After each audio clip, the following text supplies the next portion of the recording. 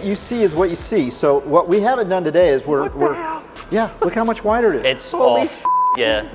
Look at that.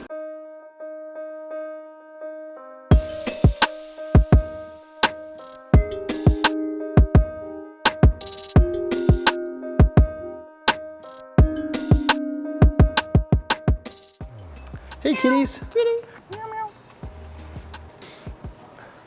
So look at that. So this was we redid all this to get this shape just perfect. But so this is the first layer of resin. Is that right? Yes. So what we're doing here now, we've taken the bumper now that we have that we're pretty happy with it to create the mold.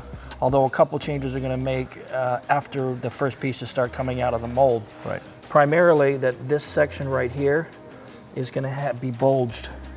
You know, this is a steep angle, a flat angle, more or less. But if we look at the pictures, we see that it's bulgy, right? It's got a nice big bulge here. Right. Right, and then it rolls under the car. But that's not something we're going to do with the mold. We're going to do that as afterward. With a part. That story is coming up right after the break. I don't know if you know this, but I actually now have a merch store. And if you haven't checked out the video description below my videos, then you're missing out. Currently, I've got a pack full of movie quote t-shirts, and more styles are being added every month, and new items are in development right now. So have a look, see if there's anything you like, and wear it with pride. The link is in the video description below.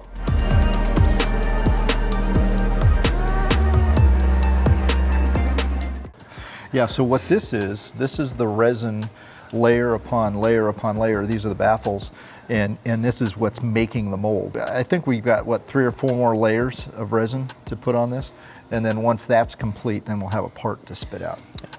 You sent me some pictures, which I'll use in the video, about the fitment, that the tolerances around the seams, like the hood, were like 3 millimeters, like they were perfect. Right. What we did at the very last minute was we made a change to this line.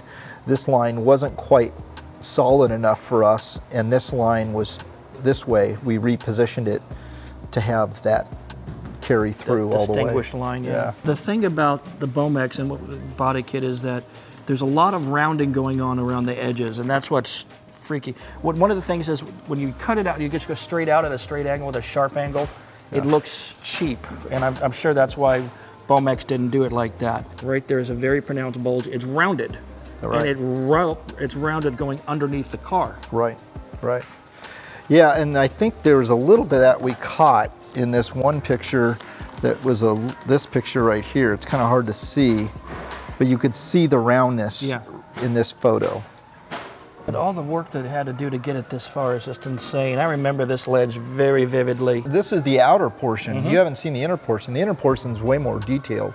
It looked amazing. When we came over and gave the final approval to go into resin, oh my God, it was so impressive. It's too bad you couldn't have seen it. I think the end result is going to be better than what's on the market today. Well, it'd be interesting to see how many inquiries we get from people saying, hey, I want that Bodykit. The Bomex guy, the Bomex USA, said he didn't have really a lot of demand for it. Yeah. A lot of people didn't like the Bodykit. I get that too. Yeah, sure. But because of the movie, there's a lot of people who do like it, and predominantly I'm feeling like it's in different countries, because a lot of the inquiries I get from people are from different countries. The difference is it's not one of those kits you buy and you get it really cheap and you spend 5 times the amount at a shop making it look decent. Now, there are people out there that will put that crappy kit on their car, put paint on it, and think it looks cool, and everybody else looks at it and, oh my God. Yeah, and cinch it down with brackets and all that other kind of stuff. This is going to be a relatively easy kit. But yeah, it'll be available if people want it. Let's go talk about some of the other things that's going to be going on with this car shortly. Okay.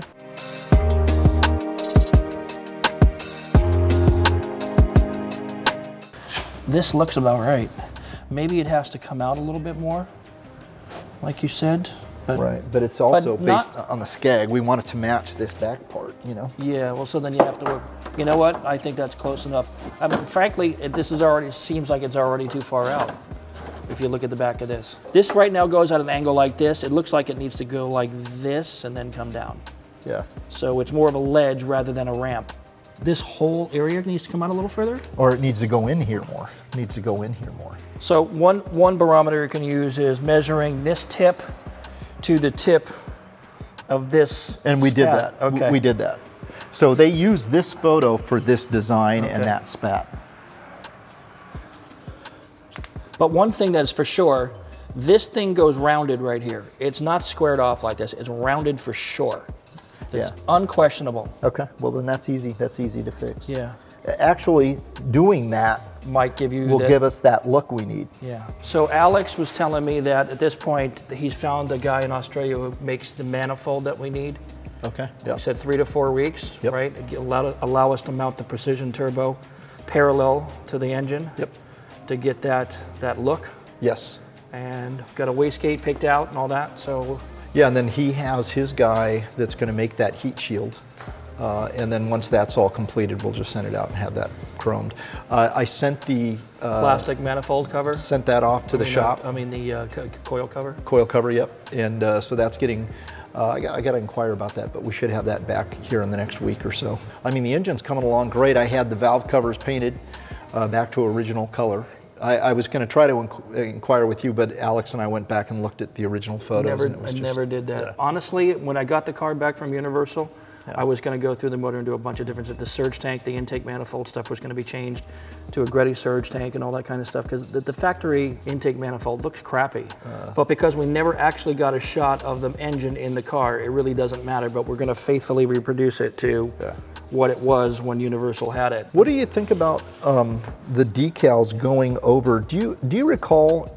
Was there a broken line when they laid the decals over this rear spat body kit? Was there a break in the graphic? Or If there wasn't when they did it, if a break didn't exist when they did it, it certainly did after a while. Because if you can't stretch that stuff over something that's going to flex, and it's going to have flex, you know this. Right. So eventually it split down the middle. Okay. Right there. So because I think when we send this car out, and to have all the graphics applied to it, should we have them put a split in the graphic and then tuck it under and just tuck it? Yeah. I don't. How is it going to be? How are the spats going to be? Are they going to be? Well, and that's something we have to figure out. I mean, we talked a little bit about that. Having this kind of pre-molded and then just have it connected via seam sealer, because this is such a predominant area where that green Kawasaki green graphic kind of goes. We have to figure out: do we lay it right over this seam and then just have them come in with a razor and just kind of trim it and cut it down, or do we just apply seam sealer to it and then paint the car, paint right over the seam sealer, and then there won't be anything for him to squish the ends of the graphics into? Well, that's the way it was done with my car. Okay, so that's the what body we'll do kit then. was already done on the car when they put the graphics on. And there was a seam sealer, and that's why you said it was kind of molded. This is what we're waiting for. We're waiting for the final stages on this side kit to get done, and then once that's done, my guys are going to jump on the bodywork, and they're going to be on it pretty quick. So about 2 more weeks before we're ready to go to body. That's what we're hoping for, yeah. Okay, so painted by the end of January, maybe? Well, maybe it's a bit fast. Probably Valentine's Day. I would say probably the first week in February. Okay. Yeah. And then after that, what are we doing? So we've got the motor, we've got the transmission sorted out. I think you and Alex are talking about clutches and all that stuff, right? So we got to talk about intercooler. We got to figure out what we're going to do for an intercooler. We're going to do one of the Greddy intercoolers because that's what it had. Right. Okay. Like a 3-core, 4-core, whatever we get our hands on. You probably need to get with Alex and sort that out, because that's something that we need to get at least on the table. And then once that's all done and the paintwork's done and it's color sanded and buffed, and we want to let it sit, we want to let it cure for at least a week or two before we actually do our final color sand and buff. And then after that, it's going to the graphic guy. Now, Well, you're going to have to have interior in the bloody thing. Well, here's the thing. Let me just look at this picture here for a minute, because what I'm worried about, so we're away from windows and stuff like that. I was worried, so we're good. So yeah, we could have all the glass installed. By the way, the wing is getting sorted out. We have the stands being made, and that's over at Richard's shop at B-Side Fab. We should have that back next week, actually. He has the deck lid. He actually has the whole deck lid over. Okay, So here's what I'm thinking is once it's been painted, it's cured for a week and a half, color sand and buff, we install the glass, and then we send it out for graphics. Well, it has to be a roller. It's got to have a steering wheel and all that other kind of stuff, right? Well, it's got that now. So what I say is we do the interior last, since we have all the parts. We'll certainly do the back half of the interior last, because that's where the stereo has to go. And I was talking to Darren Schrum, who gave us that last amp that I just had Right. delivered last week. Yeah. So he actually worked at Audio Options, where my stereo was built back in 1998. Okay. That amp that he provided to us came from the same batch of amps that went into this car. So when they got the order from Phase Audio, there was X number of amps, and this was one of those amps, and still brand new in the package. Oh, that's So funny. that's the amp that we got. But he was also there, wiring and all that kind of stuff, working on the trunk of this car. So I said, we're going to get you down here when we're doing the audio Oh, stuff. that's cool. And he says, absolutely, I'm all for it. Sweet. So All right. he'll be able to give us some help with that.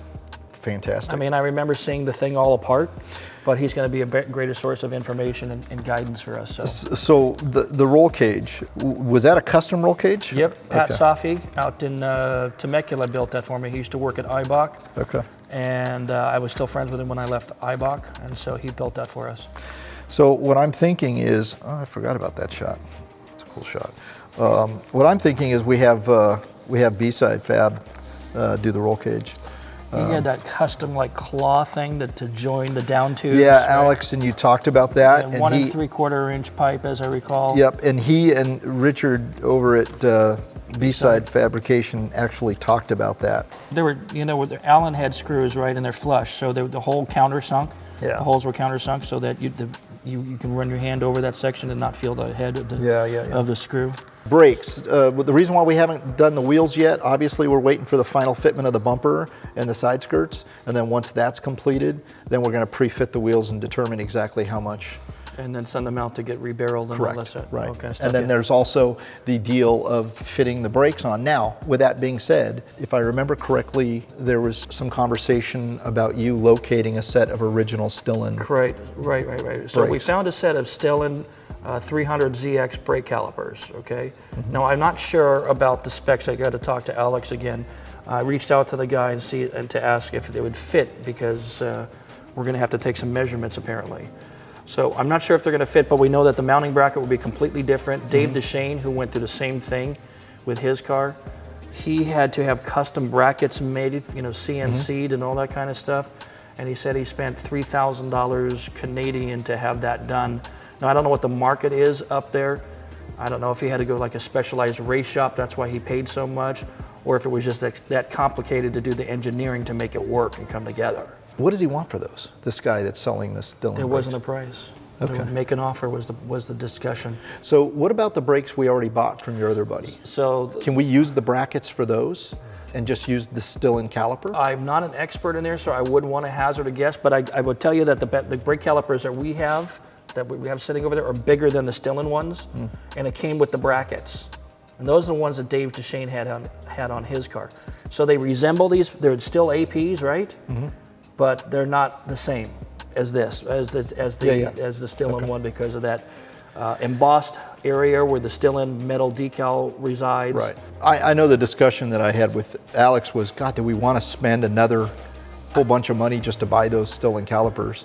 I think that the deciding factor is going to be once we get the wheel created, right, for the brake, and then we put the brake on, right, we're doing that fitment stuff, Right. and having that discussion, we're in that process, then we're going to have to come to a conclusion, because we're going to see what the clearances are going to look like. Yeah, right. Okay. Because he had that funky valve stem in there. Yeah, I kind of Remember, you had to unscrew the Yeah. thing with the special tool from the inside, be on the outer lip down in here. Yeah, I remember You had that. to unscrew that thing and then put a hose in there and all that kind of stuff, a special adapter and everything. Yeah. That's no good if you're driving down the road and you get a flat, or you start losing air. True. Because you can't be doing that on the side of the road. Yeah. Well, I think what we do is we wait to get this bumper back. Once the bumper's on, this is finalized. Wheel fitment, wheels go out, have the wheels rebarreled to the specs we need them to be in, and then we just go crazy on body and paint. Well, And that's all happening here soon. It's just right now, we're in a holding pattern until this bumper gets done and until the skirts get done. So that puts us through February into March. Wait for the wheels, probably by the time this thing is done, end of March. Yeah. And then by that time the engine is getting built, it's on a stand at the shop. And it's, we're just gonna, once you guys figure out what you're gonna do with the turbo manifold and sort that out. Again, I'm hands off on that. Yeah, the challenge of waiting 10 weeks to 12 weeks to get a manifold. I know. I'm glad these shops are that busy. I know. It goes back to something that's always been an aggravation for me, is that shops have not been investing to put inventory on the shelf. You know, maybe this is a different thing because it's very custom and has a very small audience, I get it. But when you pick up the phone and you want to order parts that are being advertised online and they said, oh yeah, that's a 9-month wait, that chaps my hide. I know. That really, and it's different today than it was 20 years ago. Yeah. Stores used to actually have some product of their A-movers, Yeah. and they're not doing that anymore. No, Because it's a bad business decision. we haven't seen that in a long time. No, not in a long time, 20 years. And it was already starting back then, as I I know. recall. I don't have it in stock, I got to order it for you. I know. I'm not paying you my credit card $4,000 for you to wait 9 months, and I can only dispute the credit card transaction for 60 days. Yep. Not happening. We did acquire the instrument bezel surround, that carbon fiber applique. Yeah. We got that. I think we're pretty good interior-wise. I think we have all the pieces we need. The rear trunk pieces, are we still missing stuff for rear trunk? I believe we have it. I've got to check with James because James was kind of coordinating all of the plastics. But, you know, if I remember correctly, there's one other thing that we needed to get, but I think we're good on gauges. I think we're good on, right? You're kind of... Gauges are done. Yeah, we're done with gauges. We got all but one of the HKS boxes, but the one that goes on top of the dash we have, and we have one of the glove box ones. We're just missing one of the other glove box ones. Low priority right now. We can get to that when we get into the rear trunk section, because don't forget we have to build this out for stereo stuff. Right. Sorry. That's all you though. I mean, we're going to have to go on photos and your memory of how this was all laid out. And Darren. Yeah. Donald, I should say Donald. Why do I keep calling him? You know what? I know too many Darrens and too many Daryls. Okay, well there you go. I think we're good. I mean, is there anything else you can think of that we need to cover? I'm anxious, like everybody else is, especially our audience, is to see us start wrenching on the bloody thing. Well, you know, you got to remember, and I think people need to understand that too. There's only so much we can do when there's things out of our hands. There's no point in putting the cart before the horse, you know, because then it's just going to waste money and time. And time, taking it apart, putting it back together, taking it apart, putting it back together. But we're getting there. But the good news is we were able to take a body kit that was a replica, an old Dade replica, right, with some original pieces, and have Martine go through and fix it and just completely revise the kit, and it looks like it came that way. Yeah, it's pretty cool. Incredible. It's pretty cool to see it actually come from what it started as. And I think that TV audiences get spoiled because they watch an episode of Overhaul and the car's built in 55 minutes, right? Right. But really that's built in 3 months. And what they didn't see behind the scenes was they got the thing to roll and start up and drive, and then went right back into the shop, and all that got fixed for the next 3 months. Yeah. You've worked on those shows, so you know the drill. Absolutely. But no, we're good. We're good. We're good. Right. We're making good time. And this guy is coming together, and I've got fenders, I've got parts, we've got the engine being built. This thing actually is going to get all the metal work done on it. I think we've got all the metal work already in our possession. Now we just have to get it sorted out. So when we get these two cars side by side down there in Terminal Island, yep, you're going to be our Vin Diesel, right? Hey, why not? We've got 3 other Vin Diesels. I know, right? We have a little person Vin Diesel. We have Fit Rich, and we have Gino over in Las Vegas. So if you need a stunt driver, let me know. Hey, we could do that. I've seen you drive. I don't think you need a stunt driver. You crazy man. But it's going to have the 900 horsepower engine in it. I'm pretty sure it is. Right. I mean, you know, Joe up there at Hawaii Racing is going full-fledged. We did a whole thing on this car on our channel, and oh man, I can't wait to see this thing. I can't wait to hear this thing. You know, we're talking about putting a 9-inch Ford rear end in it, so it doesn't blow up. Yeah. But, well, it's going to be interesting when you pull this 600 plus horsepower car, pretty much the way I had it, against a 900 horsepower car down there in Terminal Island. and everybody will see who really won that race. Well, and spoilers, what's your bet? Well, let me just tell you this. Joe said when we were doing our video for introducing Joe to the channel, I was talking about how I didn't want to tub it because the original car wasn't tubbed. Right. And he said, you know, I told him, I said, yeah, I don't want to tub the car. I want to keep it in stock form as much as possible. And he looked at me and he goes, you're going to lose.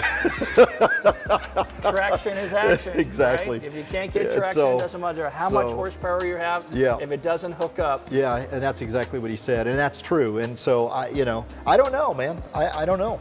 It'll be fun. Either way, it doesn't matter.